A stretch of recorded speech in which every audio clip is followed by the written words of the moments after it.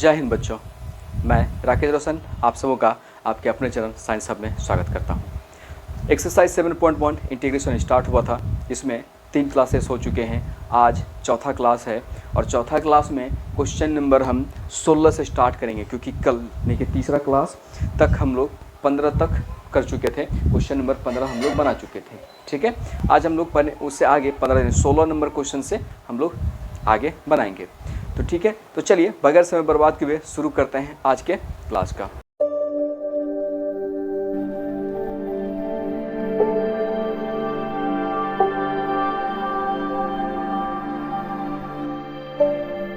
Question number 16 है।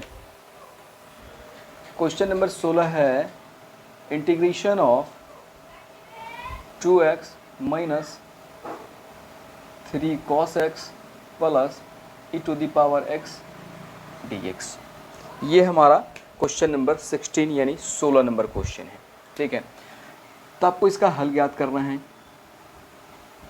तो जो क्वेश्चन है उसको लिख लीजिए, 2x 3 cos x plus e⁻x dx। तो सबसे पहला काम क्या करना है, ये जितने भी फंक्शन सबको अलग अलग कर लीजिए, क्योंकि अलग अलग करेंगे तो आपको इंटीग्रेशन निकालना आसान हो जाएगा। 2x dx minus 3 cos x dx plus integration e⁻x dx। ठीक है, तो जो अंक है, हमने क्या बोला था, फंक्शन जिसमें होगा उसके बाद उसमें क्या आगे जो भी चीज़ लगा वो कांस्टेंट होगा, उसको बाहर कर लेंगे। ये हो गया x dx minus 3 cos x dx plus integration e⁻x dx। ठीक है, तो इसमें अब क्या है, ध्यान से देखने वाली बात है, यहाँ नहीं है कुछ तो पावर 1 है। तो जब पावर 1 है तो इंटीग्रेशन क्या कहता है कि x पे पावर जितना हो उसमें 1 जोड़ लीजिएगा और वही पावर आपको भाग भी देना है।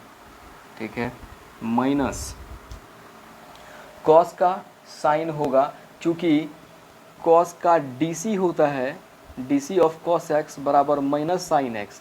तो इंटीग्रेशन इसका विपरीत है, इसका मतलब है कि इंटीग्रेशन ऑफ cos x तो साइन आपको पॉजिटिव में आएगा।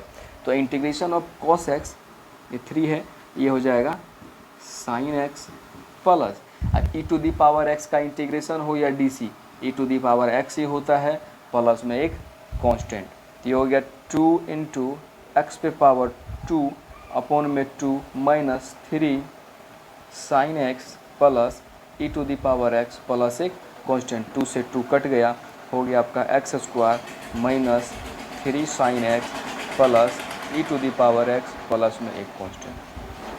हो गया 16 नंबर का काम खत्म।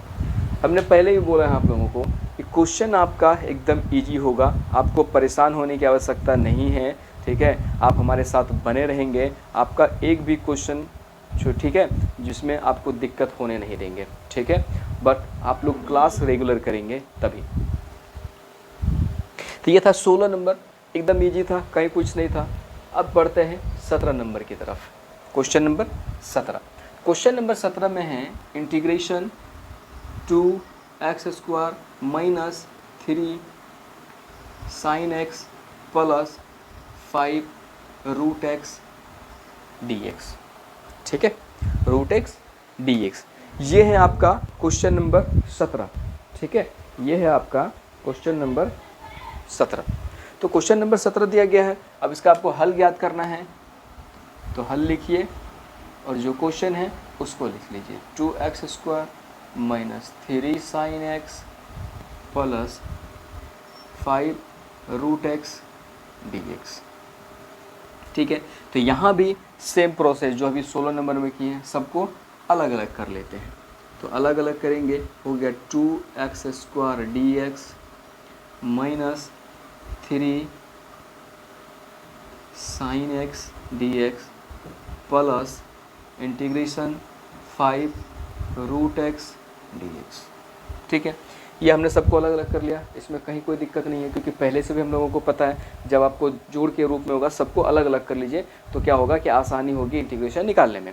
ठीक है, तो फिर जितना भी कांस्टेंट टर्म है सबको बाहर कर लीजिए। 2 into x square D x minus 3 into sine x D x plus 5 into, अब रूट एक्स को हम लिख सकते हैं 1/2 dx। अब चलिए सबका इंटीग्रेशन हम लोग करते हैं। तो 2 इंटू, तो क्या बोला गया है कि x पे जितना पावर होगा उसमें एक जोड़ना है और वही पावर आपको भाग भी देना है। तो x पे पावर 2 + 1 अपॉन में 2 + 1 माइनस 3 साइन का, अभी देखिए dc क्या था, कॉस का माइनस साइन, तो जब साइन में इंटीग्रेशन लगाएंगे तो ये माइनस कॉस होगा, ठीक है, ये माइनस इस साइड आएगा, ठीक है, इतना ध्यान रखना है। तो इसका हो जाएगा minus cos x plus 5 into, अब x पे पावर 1/2 + 1 बटे में 1/2 + 1 और प्लस में एक कांस्टेंट, तो 2 1 3, ये हो गया 2/3 x पे power 3 minus minus plus 3 cos x, ठीक है। अब यहाँ देखिए ये है 1/2 यानी कि हाफ, अब प्लस नहीं आधा, और जोड़ 1, आधा जोड़ 1 कितना, 1.5 होता है, गणित की भाषा में कह सकते हैं 1.5, और 1.5 का मतलब 3/2, या अगर भिन्न का जोड़ करना है तो 2 × 2 जोड़ 1 3, 3/2, तो plus 5 into x to the power 3/2 upon में 3/2 प्लस में एक कांस्टेंट, अब ये 3/2 है, ऊपर जाएगा तो पलट जाएगा, ये हो गया 2/3 x³ plus 3 cos x plus 5 into 2/3 x पे पावर 3/2 प्लस में c, ये हो गया 2/3 x³ plus 3 cos x plus 5 दूना 10 बट्टे में 3 x अपॉन x पे पावर 3/2 अब प्लस में एक कांस्टेंट, ठीक है। तो ये हो गया आपका क्वेश्चन नंबर 17। अब आप लोग को खुद पता चल रहा होगा कि अगर एक बार दो बार अगर आप घर में बना लेते हैं क्वेश्चन तो आपको बहुत ही इजी लगेगा, ये आपको खुद पता चल रहा होगा, अपने आप में पता चल रहा होगा कि एकदम इजी है, ठीक है। आपको खुद समझ में आ रहा होगा कि नहीं सर जो बोल रहे हैं बिल्कुल सही बोल रहे हैं, कि एकदम इजी क्वेश्चन है, कहीं दिक्कत नहीं है।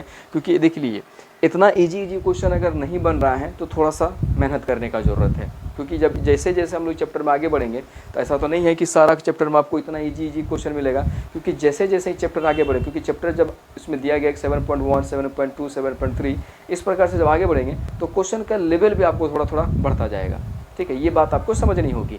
तो जैसे ही 7.1 है यहाँ दिख रहा होगा इजी है, इसको इतना बार बनाइए कि 7.1 से संबंधित अगर इससे थोड़ा सा हायर लेवल पर जब पहुँचेंगे 7.2 तो 7.1 जो बना है उससे संबंधित अगर थोड़ा सा भी वहाँ कुछ मिलेगा तो आप उसको इजी से सॉल्व कर पाएंगे, ठीक है। तो इसलिए 7.1 बना रहे हैं, उसको जितना बार रिवीजन करना है, ठीक है। मैथ्स रिवीजन की चीज़ है, मैं बार बार एक ही बात दोहराता हूँ कि मैथ्स रिवीजन की चीज़ है। आप जितना ज़्यादा टाइम एक्सपेंड कीजिए मैथ पे, रिवीजन पे, उतना ज़्यादा मैथ्स आपको समझ में आएगा, उतना ज़्यादा आप स्टोर कर पाइएगा अपने पास, ठीक है। तो चलिए बढ़ेंगे हम लोग अगले क्वेश्चन नंबर 18 की तरफ। क्वेश्चन नंबर 18 है integration sec x into sec x plus tan x dx, ये हमारा क्वेश्चन है, क्वेश्चन नंबर 18। तो अब हल निकालना है, तो पहले आप क्वेश्चन लिख लीजिए, sec x into sec x plus tan x dx। तो फिर क्या करना है, सेक को अंदर ले चलिए, गुना कर लेते हैं, sec square x plus sec x into tan x dx। तो फिर यहाँ देखिए दो जोड़ के केस में है तो अलग अलग कर लीजिए, sec square x dx plus integration of sec x into tan x dx, ठीक है। तो ये आपका हो गया। तो अब देखिए sec स्क्वायर का इंटीग्रेशन आपको लिखा है, पीछे आपको नहीं याद होगा, पीछे आप देख लीजिए पलट करके, sec स्क्वायर का इंटीग्रेशन आपको लिखा है। मैं बार बार कह रहा हूँ जो फॉर्मूला लिखा है, कभी कभी ऑब्जेक्ट में सीधा पूछ देगा कि integration of sec square dx का मान बताएं, अब 4 ऑप्शन रहेगा, तो आपको फार्मूला याद रहेगा तभी तो आप टिक लगाएंगे। इसलिए ऐसा नहीं कि फार्मूला लिखा है सिर्फ एग्जाम मैथ्स में जहाँ हम लोग इस्तेमाल करते हैं या नहीं, आपको ऑब्जेक्टिव के लिए भी लिखाते हैं, इसलिए फार्मूला को कंठस्थ कर जाइए। फार्मूला में कोई गुंजाइश नहीं है उसको छोड़ने का, कि उसको बाद में याद करने का, उसमें कोई गुंजाइश नहीं। उसको आपको 100% रट जाना है, याद कर जाना है, ठीक है, क्योंकि वो ऑब्जेक्टिव में भी काम आ जाता है, ठीक है। तो sec square x D x का इंटीग्रेशन होता है 10x प्लस, ठीक है, और सेक एक्स इंटू 10x का इंटीग्रेशन होता है सेक एक्स, अब प्लस में एक कांस्टेंट, ये हो गया 18 नंबर। अब देखिए 18 नंबर कितना इजी था, कितना लाइन, 1 लाइन 2 लाइन 3 लाइन में बन गया, ठीक है। तो ये सभी चीज़ें आपको ऑब्जेक्टिव में भी, ये सभी चीज़ें, ये क्वेश्चन जो है ये आपको ऑब्जेक्टिव के लायक है, ठीक है, 1 नंबर क्वेश्चन पूछने लायक है। ये आपको 1 नंबर में पूछ लेगा sec x into sec x plus 10x का मान बताएं, ठीक है। ये सभी क्वेश्चन जो है ये छोटा छोटा क्वेश्चन है, ये 1 नंबर के लायक आपको ऑब्जेक्टिव में भी पूछ लेगा, इसलिए आपको रिवीजन करके रखना है, क्योंकि एक एक नंबर बहुत ही इंपॉर्टेंट होता है। 2 नंबर 3 नंबर विद्यार्थी आसानी से बना लेता है, बट ऑब्जेक्टिव में जा करके मसला फंस जाता है, इसलिए बार बार कह रहा ऑब्जेक्टिव का भी तैयारी करते हुए चलना है, ठीक है। तो चलिए बढ़ेंगे अगले क्वेश्चन नंबर 19 की तरफ। तो उससे पहले अब बोर्ड को साफ कर लिया जाए क्वेश्चन नंबर 19 बनाने से पहले, ठीक है। बार बार यही कह रहे हैं कि एग्ज़ाम अब ज़्यादा दिन बचा नहीं है, ठीक है, एग्ज़ाम ज़्यादा दिन बचा नहीं है, इसलिए तैयारी ज़ोर शोर से शुरू कर दीजिए, क्योंकि सारे पेपर आपको पढ़ाई करना है, ठीक है। जहाँ तक हमसे बन पाएगा और सभी पेपर में भी हम आपको ज़रूर से ज़रूर मदद करेंगे और कुछ क्वेश्चंस भी बताने का प्रयास करेंगे, ताकि लास्ट समय में आप उस क्वेश्चंस को पढ़ के जाएँ और एग्ज़ाम में बेहतर करने का प्रयास करें, ठीक है। मैं हर संभव प्रयास करूंगा और भी पेपर जैसे फिजिक्स हो, केमिस्ट्री हो, उसका क्वेश्चन आपको प्रोवाइड कराने का, ठीक है, जो आपके एग्ज़ाम के दृष्टिकोण से थोड़ा बेहतर हो। आपको क्वेश्चन में अगर एग्ज़ाम में टकरा जाता है तो याद करके रखिएगा, ठीक है, थोड़ा सा स्कोरिंग एरिया होगा आपको बनाने के लिए। अब क्वेश्चन नंबर 19 नंबर क्वेश्चन है integration of sec square X upon में cosec square x D X, ठीक है। ये है आपका क्वेश्चन। हल निकालना है, तो हल निकालना integration of sec square X upon में cosec square x D x. अब देखिए इसको अलग अलग भी नहीं कर सकते हैं, क्योंकि सेक स्क्वायर का हमको पता है इंटीग्रेशन, लेकिन अब इसका क्या करेंगे। तो हम लोग ऐसा करते हैं, सेक स्क्वायर को लिख सकते हैं 1 कॉस स्क्वायर एक्स, और कोसेक स्क्वायर का मतलब हो गया 1 में sine square x D x. देखिए ये जो बट्टे का साइन है ये वाला बट्टे के लिए, ठीक है। तो अब यहाँ देखिए ये हो गया, मान के चलिए x, अब भागा, अब 1/y, तो भाग में मतलब क्या हुआ, गुना में बदलेंगे तो पलटता भी है, y जाएगा ऊपर, एक आएगा नीचे, क्या हो जाएगा y/x। तो वही चीज़ यहाँ लागू होगा, ये साइन स्क्वायर कहाँ चला जाएगा, ऊपर, ये हो गया साइन स्क्वायर x अपॉन में cos square x D x, और साइन स्क्वायर एक्स बट्टे कॉस स्क्वायर एक्स क्या होगा, टेन स्क्वायर एक्स, ठीक है। तो आपको टेन स्क्वायर एक्स का इंटीग्रेशन नहीं लिखा है, 10x का लिखा है, लेकिन टेन स्क्वायर एक्स का नहीं लिखा है, ठीक है। तो इसलिए आप 10x का नहीं लिखा है, यानी इसका इंटीग्रेशन नहीं होता है, तो आपको क्या करना है, जिसका इंटीग्रेशन आपको पता है उसमें कन्वर्ट करने का। क्योंकि अभी हम लोग क्वेश्चन नंबर 18 में सेक स्क्वायर का निकाले हैं, तो उसका वाला फार्मूला लगा लेते हैं, sec square x minus 1 d x, sec square x minus 1, क्योंकि sec square theta minus sec square theta minus tan square theta बराबर 1, ठीक है, ये होता है। तो 10 को इधर ले जाएंगे, 1 को इधर लेंगे, आ जाएगा। तो अब इसको अलग अलग कर लीजिए, ठीक है, अब इसको अलग अलग कर लीजिए। ये हो गया sec square x D x अब माइनस 1 डी एक्स। तो सेक स्क्वायर का भी तुरंत लिखे हैं हम लोग, ठीक है, सेक स्क्वायर का भी तुरंत हम लोग क्या लिखे हैं, 10x माइनस 1 डी एक्स, मतलब 1 लिखे ना, लेकिन डी एक्स का क्या होगा x, अब प्लस में 1 कांस्टेंट जोड़ दे रहे हैं। ठीक है, देख लीजिए एकदम है, कहीं पे दिक्कत नहीं होने देंगे आपको। ठीक है, यकीन मानिए कि आपको दिक्कत कहीं होने ही नहीं देंगे। ठीक है, इसलिए परेशान होने की आवश्यकता नहीं है। क्वेश्चन नंबर 20 की तरफ बढ़ते हैं। क्वेश्चन नंबर 20, ठीक है, क्वेश्चन नंबर 20। क्वेश्चन नंबर 20 है इंटीग्रेशन ऑफ 2 - 3 sin x बट्टे cos स्क्वायर एक्स dx। ठीक है, ये है आपका क्वेश्चन। तो अब इसका हल निकालना है, तो पहले क्वेश्चन लिख लीजिए। अब बट्टे में cos स्क्वायर एक्स dx। अब करेंगे क्या, इस cos स्क्वायर एक्स को दोनों में अलग अलग सेपरेट भाग दे दीजिए। तो हो जाएगा 2 बट्टे में cos square x minus 3 sin x अब बट्टे में cos स्क्वायर एक्स dx। ठीक है, अब क्या करते हैं, इसको अलग अलग इंटीग्रेशन लगा दीजिए। 2 बट्टे, अब एक चीज़ और लिख लेते हैं यहीं पे, 2 इंटू सेक एक्स बराबर होता है 1 बाय कॉस एक्स।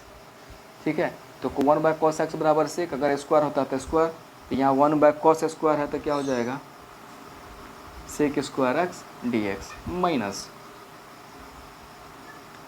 3। अब यहाँ देखिए कॉस स्क्वायर है, अब यहाँ अपना दिमाग लगाना है, साइन एक्स एक कॉस इसके साथ रख देते हैं इंटू, और 1 बाय में एक कॉस इसके साथ रख लेते हैं। अब देखिए कॉस गुना कॉस कॉस स्क्वायर, तो हमको फ़ायदा क्या हो रहा है यहाँ पे, साइन बाय कॉस 10 हो जाएगा और 1 बाय कॉस सेक हो जाएगा। तो सेक एक्स इंटू 10x का फॉर्मूला हमको पता है, अभी तुरंत ही लिखे हैं। तब जो कांस्टेंट टर्म है उसको बाहर कर दीजिए, ये हो गया sec square x dx minus 3 into sine by cos 10x into sec x dx 2 into, अभी देखिए सेक स्क्वायर एक्स, ठीक है, अभी देख लीजिए सेक स्क्वायर एक्स बराबर आपको दिख रहा होगा। ठीक है, सेक स्क्वायर एक्स बराबर आपको यहाँ देखिए, सेक स्क्वायर एक्स बराबर यहाँ दिख रहा है, अभी तुरंत लिखें सेक स्क्वायर एक्स बराबर 10x। ठीक है, तो 2 इंटू सेक स्क्वायर एक्स बराबर क्या हो जाएगा 10x माइनस 3। अभी तुरंत फिर क्वेश्चन में ही बनाए थे 18-17 में, सेक एक्स टू 10x बराबर सेक एक्स, अब प्लस में एक कॉन्स्टेंट हो गया। ये आपका हो गया क्वेश्चन नंबर 20 आपका ख़त्म हो गया। ठीक है, अब क्वेश्चन नंबर 21 ऑब्जेक्टिव है। क्वेश्चन नंबर 21 आपका ऑब्जेक्टिव है। क्वेश्चन क्या कहता है कि root x plus 1 by root x का प्रति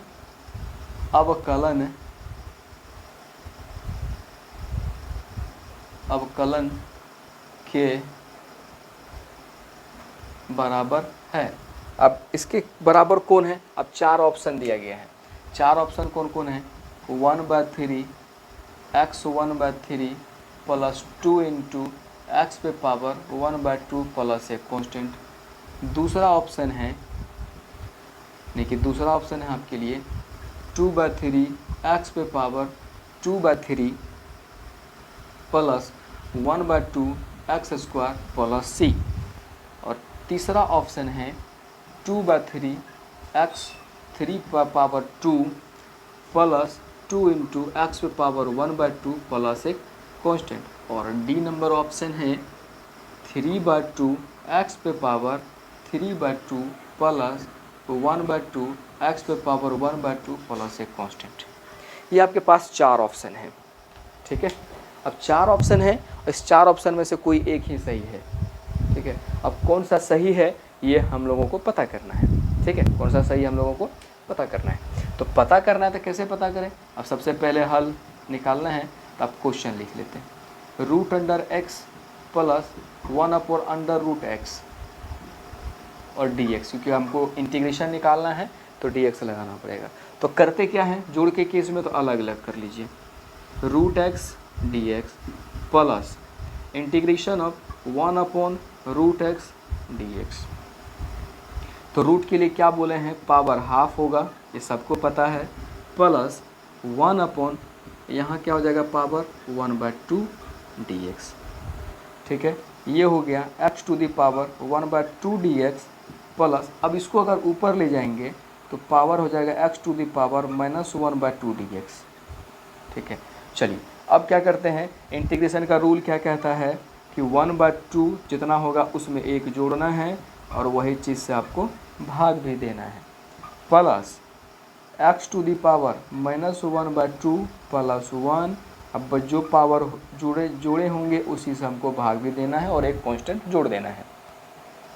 तो आधा जोड़े के डेढ़ मतलब क्या 3/2, बार बार हम यही कह रहे हैं, सीधा मतलब जोड़ लीजिए, या अब जिसको भिन्न का जोड़ करना 2 एकम 2 जोड़े 1 3, तो हो गया x पे पावर 3/2, अब बट्टे में भी होगा 3/2 प्लस, अब देखिए यहाँ आधा और यहाँ एक, आधा में एक में से आधा घटाएं कितना बचेगा, आधा, बड़ा हमारा एक है तो पॉजिटिव साइन होगा, तो x पे पावर 1/2, तो नीचे भी होगा 1/2 प्लस में एक कांस्टेंट। ठीक है, अब यहाँ लिख देते हैं, तो ये पलट भी जाएगा तो हो जाएगा 2/3 x पे पावर 3/2 प्लस 2 इंटू एक्स पे पावर 1/2 प्लस में एक कांस्टेंट। अब आप ध्यान से देखिए कि ये किस पर लागू होता है। ठीक है, ये किस पर लागू होता है, 2/3 एक्स पे पावर 3/2 प्लस 2 इंटू एक्स पे पावर 1/2 प्लस सी, यानी option number C is correct answer. Option number C जो है वो हमारा क्या है, करेक्ट आंसर है। ठीक है, ऑप्शन नंबर सी हमारा करेक्ट आंसर है। ठीक है, ऑप्शन नंबर सी हमारा करेक्ट हो गया। ठीक है, इसमें एक और क्वेश्चन है, क्वेश्चन नंबर 22, वो भी आपको ऑब्जेक्टिव है, वो भी बता देते हैं, तो ये चैप्टर ही खत्म हो जाएगा। तब फिर हम लोग कल शुरू करेंगे नेक्स्ट क्लास में 7.2। तब तक आप लोग 7.1 जो आज ख़त्म कर देंगे उसका रिवीजन कर लीजिएगा। ठीक है, रिवीजन मतलब 2 बार 3 बार 4 बार। ठीक है, आप कॉपी पे रफ करके 2 बार 3 बार 4 बार बना सकते हैं, तब आपको ज़्यादा याद रहेगा, क्योंकि जैसे जैसे चैप्टर आगे बढ़ते जाएगा नया नया फार्मूला आपके सामने आते रहेंगे, तो फिर पीछे वाला थोड़ा सा दिमाग से निकलने लगेगा, इसलिए वैसी गलती ना करना है। ठीक है, तो क्वेश्चन नंबर 22 कहता है कि यदि d/dx fx बराबर 4x³ minus 3/x to the power 4 और f2 बराबर है 0, तब fx है, तब fx का मान क्या हो। ठीक है, ये क्वेश्चन पूछा गया है। तो ऑप्शन देखिए क्या क्या है। ऑप्शन है हमारे पास, ऑप्शन नंबर ए है x to the power 4 plus 1/x to the power 3 minus 129/8, और ऑप्शन नंबर बी है आपका x³ plus 1/x to the power 4 plus 129/8। Option number C, तो x to the power 4 plus 1/x³ plus 129/8, और option number D है आपका x³ plus 1/x to the power 4 minus 129/8। ठीक है, इस 4 ऑप्शन में से आपको चुनना है कि कौन सा ऑप्शन आपका सही है। ठीक है, कौन सा ऑप्शन आपका सही है। तो चलिए, अब हल में दिया क्या है, दिया है हम लोगों के पास d/dx fx बराबर 4x³ minus 3/x to the power 4। ठीक है, x टू दी पावर 4, तो हमको इसको इम्प्लाई दैट लिख सकते हैं। ठीक है, इम्प्लाई दैट हम लिख सकते हैं यहाँ पे कि 4x³ minus 3/x to the power 4 बराबर fx fx का प्रति अवकलन, मतलब कि fx का यानी कि fx का प्रति fx का इंटीग्रेशन निकालना है, ठीक है, यानी कि fx का इंटीग्रेशन निकालना है। इसका मतलब ये समझ लीजिए, ये बातें आपको ना पता चले तो इसका सीधा मतलब ये समझ लीजिए, यानी कि fx बराबर इसका इंटीग्रेशन निकालना है, ठीक है, fx बराबर इसका इंटीग्रेशन निकालना है। तो integration of 4x³ minus 3/x⁴ dx, ठीक है, यानी कि d/dx fx बराबर इतना दिया गया है, ठीक है। तो इसी में ना इंटीग्रेशन लगाएंगे, जैसे मान लीजिए यहाँ लिखते हैं d/dx e⁴x बराबर, इसका आंसर क्या e⁴x, ठीक है। या हम लोग ये कहते हैं कि d/dx x² बराबर, तो क्या हो जाएगा, पावर साइड में एक कम पावर, ठीक है। अब तो फिर इसी में ना हम लोग इंटीग्रेशन लगाते हैं, ठीक है। इसमें अगर हम इंटीग्रेशन लगाएंगे तो 2 × पावर एक जुटेगा, जुटा हुआ पावर भाग लगेगा तो कट गया, तो क्या बचा x²। हमारा fx आया कि नहीं आया, fx आया। वही चीज़ यहाँ लिखे d/dx fx, तो fx देख लीजिए यहाँ आता है, इसका मतलब है कि अगर इसमें इंटीग्रेशन लगाएंगे तो इस साइड से d/dx हट जाएगा। तो वही चीज़ यहाँ किए हैं कि fx में अगर fx निकालना है, इसका मतलब इस वाले टर्म जो fx का मान d/dx fx का मान देगा, इसमें अगर हम यहाँ पे इंटीग्रेशन लगा देंगे तो सीधा fx का मान प्राप्त हो जाएगा। वही चीज़ किए हैं, fx बराबर integration of 4x³ minus 3/x⁴ dx। अब क्या कीजिए, इसको अलग अलग कर लीजिए, 4x³ dx minus 3/x⁴ dx, ठीक है। तो कांस्टेंट टर्म को बाहर कर लीजिए, x³ dx माइनस 3, अब x⁴ ऊपर जाएगा तो पावर क्या हो जाएगा माइनस में dx। चलिए 4 × अब इसमें क्या होगा, 3 है, एक पावर जुटेगा और जुटा हुआ पावर भाग लगेगा, माइनस 3, अब x पे पावर -4, एक पावर जुटेगा, जुटा हुआ पावर भाग लगेगा, प्लस में एक कांस्टेंट, ठीक है। ये हो गया 4 × x पे पावर 4 अपॉन में 4 माइनस 3 x⁴, 4 में से एक घटेगा -3, अब बट्टे में -3 प्लस में एक कांस्टेंट।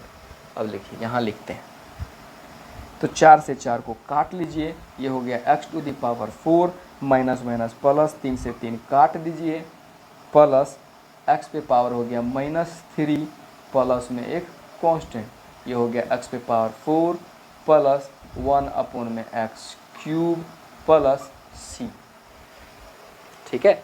कितना हो गया, x⁴ प्लस 1 में x³ प्लस c, ठीक है। इस सेट हम थोड़ा मिटा लेते हैं क्योंकि अभी काम थोड़ा बाकी है। काम क्या बाकी है, fx यानी कि f2 बराबर 0, ठीक है, ये भी निकालना है हमको, क्योंकि c हमारा आया है ऑप्शन में। देखिए कहीं आपको c दिख रहा है, यहाँ देखिए हम लोग क्या लिखे हैं, c लिखे हैं, क्योंकि इंटीग्रेशन जब निकालते हैं एक कांस्टेंट लिखते हैं। तो क्या आपको चारों ऑप्शन में से कहीं भी आपको c दिख रहा है क्या, चारों में से कहीं नहीं। इसका मतलब है कि f2 आपको निकालना पड़ेगा, ठीक है, क्योंकि ये देखिए fx बराबर हमारा कितना आया है, fx बराबर हमारा आया है x⁴, यहाँ देखिए minus minus plus plus 1/x⁴ plus c, ठीक है। तो हमको रखना है क्या, यहाँ पे f2 बराबर 0, f2 बराबर 0। इसका मतलब है कि x जहाँ जहाँ सब जगह 2 रखेंगे, 2 पे पावर 4 प्लस 1/2 पे पावर 3 प्लस c बराबर 0, ठीक है, बराबर 0। तो 2 पे पावर 4 यानी कि 2 × 2 × 2 × 2, 2 × 4 × 8 × 16, 16 जोड़ 1 बटे 2 पे पावर 3, 2 × 4 × 8, अब प्लस में c बराबर 0। अब ये भिन्न का जोड़ हो गया, एलसीएम ले लीजिए 8 यहाँ पे है 1, 8, 16 8 128, जोड़ 8 से भाग देंगे 1, 1 प्लस सी बराबर 0। ये हो गया 129/8 प्लस सी बराबर 0। इम्प्लाई दैट सी बराबर -129/8।